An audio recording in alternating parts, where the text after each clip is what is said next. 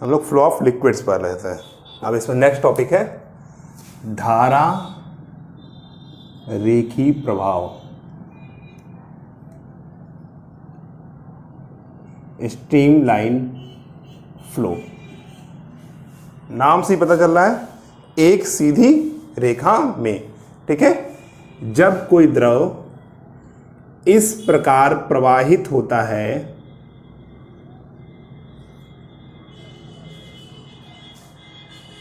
कि किसी एक बिंदु से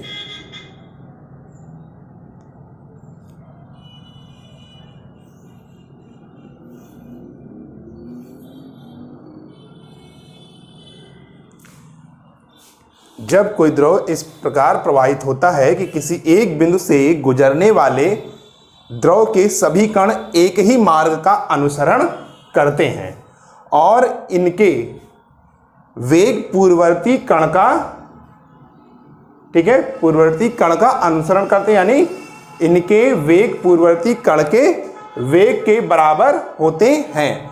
तो इस प्रकार का जो द्रवों का प्रवाह होता है वो धारा रेखीय प्रवाह कहलाता है। द्रव के कणों द्वारा अपनाए गए इस मार्ग को हम धारा रेखा प्रवाह कहते हैं।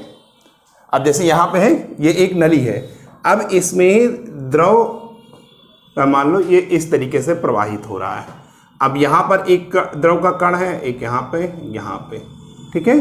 तो जब ये द्रव प्रवाहित हो रहा होता है तो द्रव के सभी कण उन्हीं अपने पूर्ववर्ती कण का अनुसरण करते हैं। जैसे ये कण था, कुछ समय बाद ये कण यहाँ पहुँच गया और ये कण क्या होगा, यहाँ पे पहुँच गया, ठीक है। तो ये एक ही मार्ग का अनुसरण करते हैं, ठीक है। तो इस प्रकार अगर कोई द्रव प्रवाहित हो रहा हो कि उसके किसी एक ही बिंदु से गुजरने वाले द्रव के सभी कण एक ही मार्ग का अनुसरण करते हैं और इनके वेग जो हैं वो पूर्ववर्ती कण के वेग के बराबर होते हैं। तो इस प्रकार का प्रवाह धारा रेखीय प्रवाह कहलाता है। अब जैसे मान लो ये अलग अलग धारा रेखीय प्रवाह है, पानी बह रहा है तो ये उसके अलग अलग सतह हैं, हमने ये दिखाया हुआ है। ये एक नली है, ए बी एक नली है मान लिया। अब इसमें द्रव प्रवाहित हो रहा है, तो अब ये कण है, द्रव के कण, तो ये अलग अलग उसके लेयर हैं। पानी होता है तो उसमें अलग अलग लेयर होती है। अब ये एक दूसरे पे प्रवाहित हो रहे हैं, तो अब यहाँ पर जो कण है वो कुछ समय बाद यहाँ पर पहुँच गया। अब इसके पीछे वाला कण कुछ समय बाद यहाँ पे पहुँचा और फिर वो इस प्रकार यहाँ पे पहुँचा। तो यानी क्या कहना है कि ये जो कण है, इस लाइन का जो कण है वो एक ही पथ पर का अनुसरण कर रहे हैं, यानी एक ही बिंदु से गुजर रहे हैं। ऐसे इस लाइन पे ये कण है, कुछ समय बाद यहाँ पे पहुँच गया, इसके पीछे वाला पूर्ववर्ती कण यहाँ आया, फिर कुछ समय बाद उसकी पोजीशन ये हो गई। ऐसे ही इस वाले सतह में भी, ऐसे ही निचले वाले सतह में भी। तो जब कोई द्रव इस प्रकार प्रवाहित होता है कि किसी एक ही बिंदु से गुजरने वाले द्रव के सभी, ठीक है, द्रव के सभी कण एक ही मार्ग का अनुसरण करते हैं तथा इनके वेग पूर्ववर्ती कण के वेग के बराबर होते हैं, तो द्रव के ऐसे प्रवाह को हम धारा रेखीय प्रवाह कहते हैं, ठीक है। और जो द्रव के कण है जो इस मार्ग को अपना रहे हैं, यानी द्रव के कणों द्वारा अपनाए गए मार्ग को हम धारा रेखीय मार्ग, धारा रेखा मार्ग कहते हैं। जो भी ये मार्ग होगा वो धारा रेखा कहलाएगा, स्ट्रीमलाइन धारा रेखा, ठीक है, यानी स्ट्रीमलाइन पाथ, ठीक है। तो द्रवों का धारा रेखी प्रवाह, स्ट्रीमलाइन फ्लो।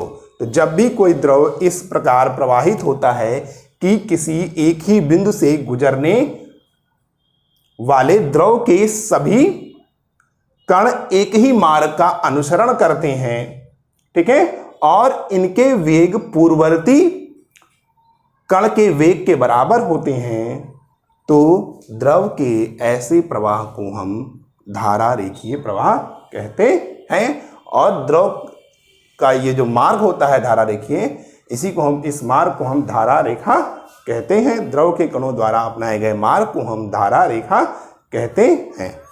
अब ये अगर स्ट्रीमलाइन फ्लो है तो अगर हम इसके किसी भी बिंदु पर मान लो स्पर्श रेखा खींच दें यहाँ पे और यहाँ पे, तो ये कण के वेग को प्रदर्शित करता है। धारा रेखा के किसी भी बिंदु पर खींची गई स्पर्श रेखा कण के वेग को प्रदर्शित करता है। ठीक है, अब किसी भी बिंदु पर हम दो स्पर्श रेखा यहाँ पर नहीं खींच सकते हैं। अगर दो स्पर्श रेखा खींची जा सकेंगी तो इसका मतलब क्या होगा, उस बिंदु पर, ठीक है, जो द्रव का वेग है वो दो दिशाओं को प्रदर्शित करेगा, और जो कि संभव नहीं है। तो इससे क्या पता चलना है कि दो धाराएं एक दूसरे को कभी भी नहीं काटती हैं। ये अलग अलग लेयर हैं, ये एक दूसरे को कभी भी नहीं काटती हैं। कब? धारा रेखा अगर प्रवाह है तो ये धाराएं एक दूसरे को कभी भी नहीं काटती। और धारा रेखीय प्रवाह में जो दो बिंदु हमने अभी यहाँ पे लिए, यहाँ पे क्या है, कणों के वेग अलग अलग हैं। ठीक है, तो एक यहाँ पे v1 है, यहाँ पर v2 है। जब ये कण यहाँ पे था इसका वेग v1 था, जब यहाँ पहुंचा तो इसका वेग v2 हो गया। यानी धारा रेखीय प्रवाह में, ठीक है, किसी धारा के अलग अलग बिंदुओं पर द्रव का वेग जो है वो अलग अलग होता है। और अगर हम एक ही बिंदु पर लेंगे, इस बिंदु पर जो पीछे के कण आ रहे हैं, जब कण पीछे के कण जब यहाँ पहुंचेंगे तो इस बिंदु पर उनका वेग v1 होगा और इस बिंदु पर उनका वेग v2 होगा। ठीक है, यानी एक ही बिंदु पर द्रव का वेग नियत रहता है।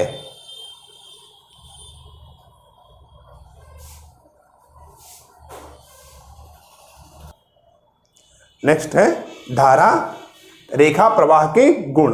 ठीक है, तो पहली प्रॉपर्टीज हमने क्या बताई थी, दो धाराएं एक दूसरे को प्रतिच्छेदित नहीं करती हैं। अगर प्रतिच्छेदित करेंगी तो उनके क्या होंगे, वेग अलग अलग हो जाएंगे। और एक ही बिंदु पर धारा रेखीय प्रवाह में द्रव के वेग जो होते हैं वो क्या होते हैं, एक समान होते हैं। ठीक है,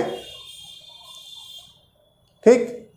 अब धारा रेखीय प्रवाह जो है, ठीक है, धारा रेखीय प्रवाह में किसी बिंदु पर दिए गए, ठीक है, धारा रेखा प्रवाह में किसी दिए गए बिंदु पर जो वेग की दिशा और परिमाण समय के साथ परिवर्तित नहीं होते हैं। अभी धारा रेखीय प्रवाह का जब हम एक्सप्लेनेशन कर रहे थे वहां पे क्या बताए थे, अगर धारा रेखीय प्रवाह में हम किसी कण का वेग मान लो a पर v1 है और b पर क्या है, v2 है, तो क्या होगा, इसकी वेग की दिशा, अगर स्ट्रीमलाइन फ्लो हो रहा है तो इसके वेग की जो दिशा है,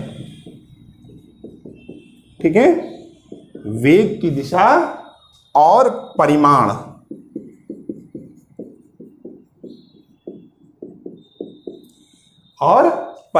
समय के साथ परिवर्तित नहीं होते हैं। ठीक है, अब यहां पे दो अलग अलग बिंदु हैं तो यहां पे क्या होगा, इनके वेग अलग अलग हो सकते हैं, यहां A और B पे। ठीक है, ये दूसरी प्रॉपर्टी हो गई। दो धारा रेखाएं परस्पर एक दूसरे को काटती नहीं हैं। अब नेक्स्ट पॉइंट है, जो धारा रेखीय प्रवाह होता है वो द्रव की श्यानता पर निर्भर करता है। अब यहां पर एक टॉपिक आया, श्यानता। ठीक है, इसका, ठीक, इसको विस्कोसिटी कहते हैं। इसके बारे में हम आगे इसी चैप्टर में डिस्कशन करेंगे, लेकिन एक हिंट दे देता हूं कि श्यानता होता क्या है। ठीक है, जब भी पानी बहता है स्ट्रीमलाइन फ्लो में, मान लो ये पानी है, ये ऊपरी सतह है और ये निचली सतह है, तो इसमें अलग अलग ऐसे ही अलग अलग लेयर होती हैं ये।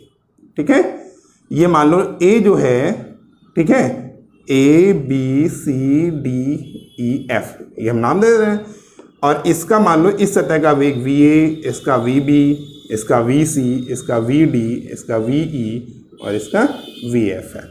ठीक है, तो जो निचली सतह होती है इसका वेग सबसे कम होता है। ठीक है, या हम इसको लगभग स्थिर मान सकते हैं, और जैसे जैसे हम ऊपर की ओर बढ़ते चले जाते हैं इसका वेग बढ़ता चला जाता है।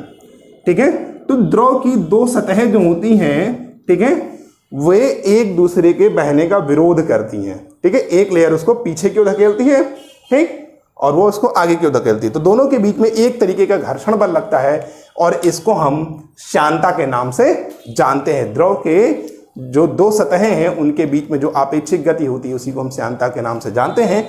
इसका एक्सप्लेनेशन हम श्यानता वाले चैप्टर में करेंगे जो कि नेक्स्ट चैप्टर है। धारा रेखीय प्रवाह के गुण हो गए। फिर दूसरा प्रवाह है धारा रेखीय प्रवाह। तो आप लोग समझ गए कि जब भी स्ट्रीम एक सीधी रेखा में द्रव बहता है तो उसको हम धारा रेखीय प्रवाह कहते हैं। मतलब एक कण जिस मार्ग से गुजरा हो उसके पीछे वाला कण उसी मार्ग से गुजरे तो वो धारा रेखीय प्रवाह कहलाता है। नेक्स्ट टॉपिक है इसमें विक्षुब्ध प्रवाह। विक्षुब्ध, ठीक है, प्रवाह।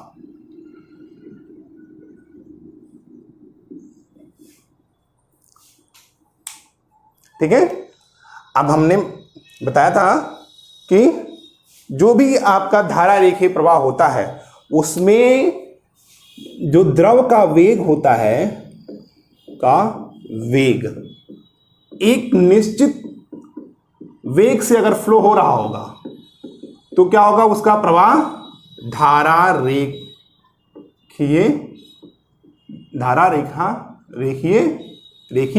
होगा। ठीक है, लेकिन अगर उसका वेग इस निश्चित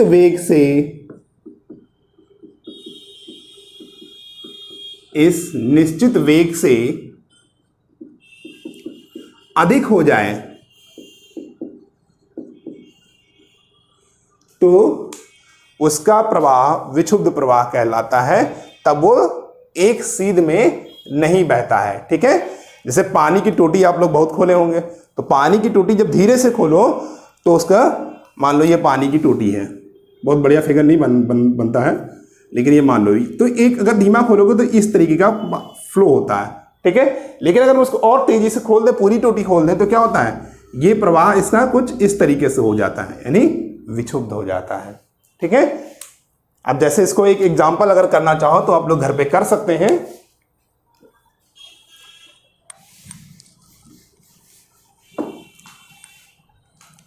पानी की टोटी को खोलिए और उसको इस तरीके से खोलिए बहुत धीरे से कि उससे जो धारा बने वो एक सीध में बने।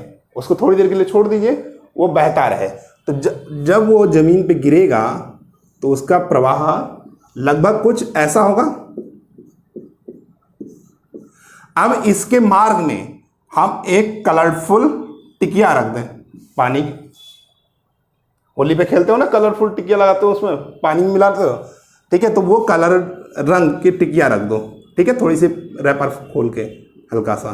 ठीक है, उसके बाद क्या करोगे, देखोगे कि जब ये पानी यहां से फ्लो होता रहेगा तो एक स्थिति ऐसी आएगी कि इसमें से मान लो कलर निकलने लगेगा। तो ये जो कलर निकलेगा, मान लो लाल रंग का निकल रहा है, तो अगर ये प्रवाह धारा रेखी है तो उसमें क्या होगा, उस कलर जो भी आपने यहाँ पर टिकिया रखी है जिस भी कलर की, उससे जो एक पट्टी बनेगी वो लाल या पीली जो भी कलर आप ले रहे हैं, उससे एक ऐसे लाइन बन जाएगी उस कलर की। ठीक है, और इसके चारों ओर तो पानी में कलर का कोई असर नहीं पड़ेगा, उस पर केवल एक सीधी लाइन बनती चली जाएगी।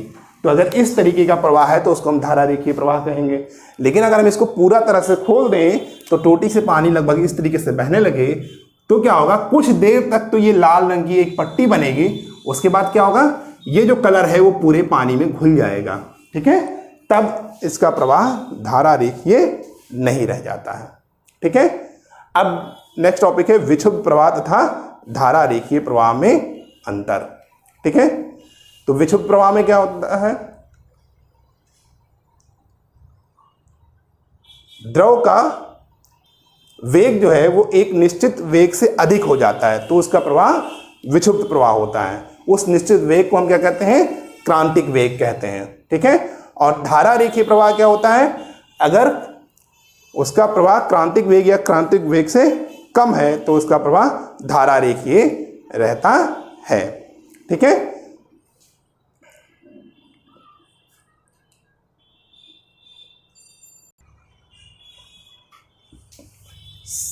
अविरतता का सिद्धांत। यदि कोई असंपीड्य अथवा अश्यान द्रव किसी असमान अनुप्रस्थ काट वाली नली में धारा रेखीय प्रवाह में बह रहा हो तो नली में प्रत्येक स्थान पर नली के अनुप्रस्थ काट का क्षेत्रफल तथा द्रव के वेग का गुणनफल नियत रहता है। इसको ही अविरतता का सिद्धांत कहते हैं। मान लिया ये एक नली है,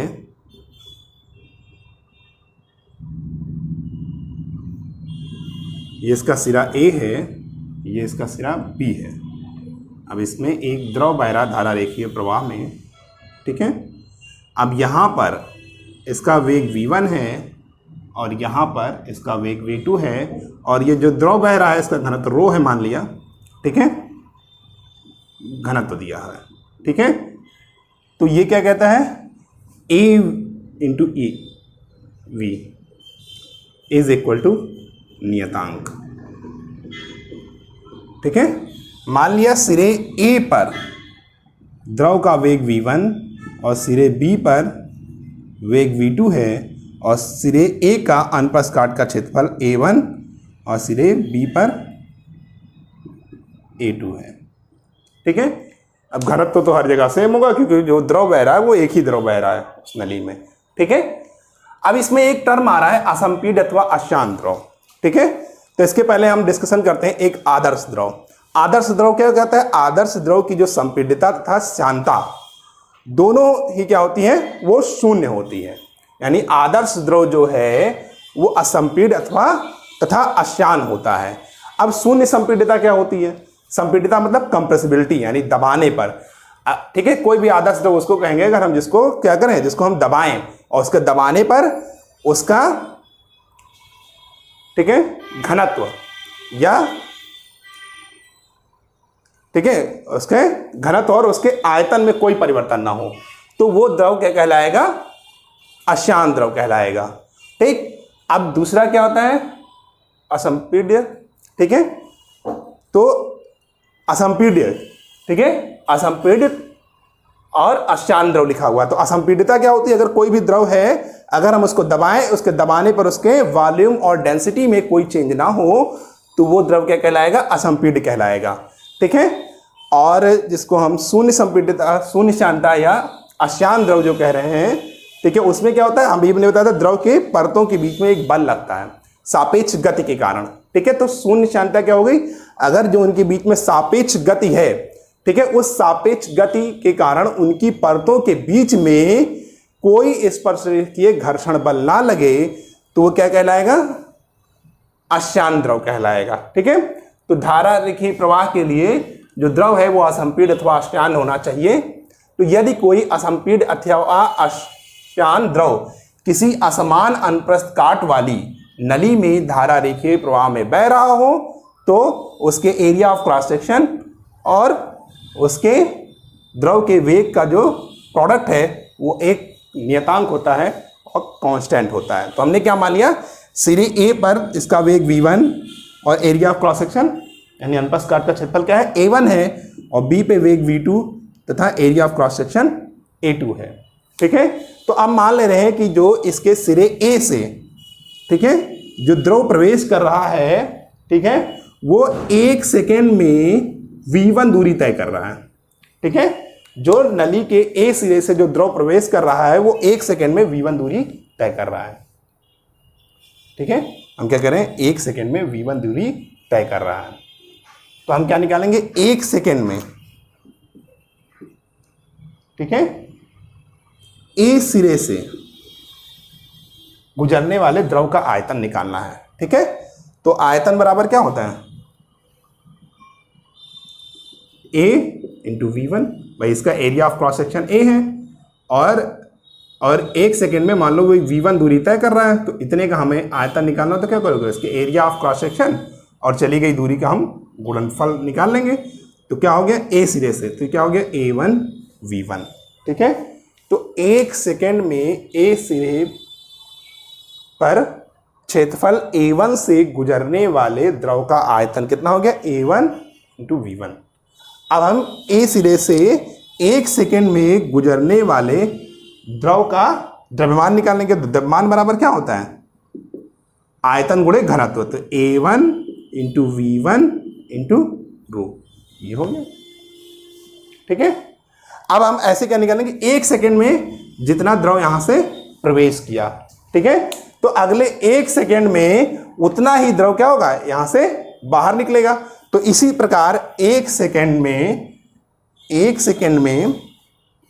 ठीक है, अब यहां से V2 है सिरे B पर, तो क्या हो गया, जो सिरे B से यानी 1 सेकेंड में वो V2 दूरी तय कर रहा है, ठीक।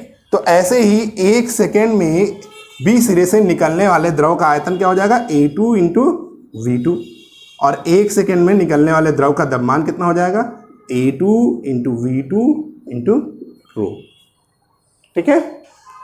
अब क्या है, जितना द्रव 1 सेकेंड में यहां से प्रवेश कर रहा होगा, जो द्रव नली में A सिरे से प्रवेश कर रहा, वही तो नली में B सिरे से बाहर निकल रहा है। तो जितना द्रव इसमें से प्रवेश करेगा उतना ही तो बाहर निकलेगा, उससे कम और ज्यादा तो है नहीं।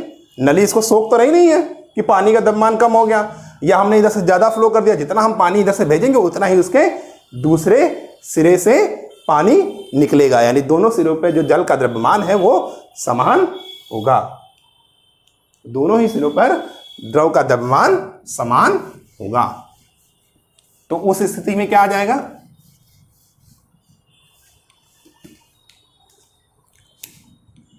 A1 V1 rho is equal to A2 V2 रो।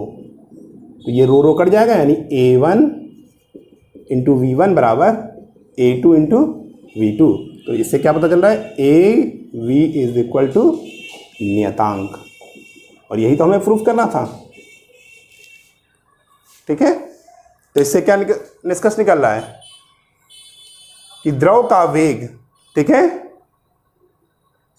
ठीक। अब ये बराबर है बेटा, ठीक है। अब A1 क्या है, A1 is greater than A2 है, ठीक, जैसा कि फिगर में हमने बनाया था। और A1 इंटू V1 बराबर A2 इंटू V2 है, यानी इनका प्रोडक्ट जो है वो सेम है। तो जाहिर सी बात है, जब ये ज़्यादा है तो ये कम होगा, और ये कम है तो ये ज़्यादा होगा। यानी चौड़े भाग में, नली के चौड़े भाग में द्रव का वेग कम, तथा चपटे भाग में या संकीर्ण भाग में द्रव का वेग अधिक होता है, ठीक है। यही द्रव के अविरतता का सिद्धांत है।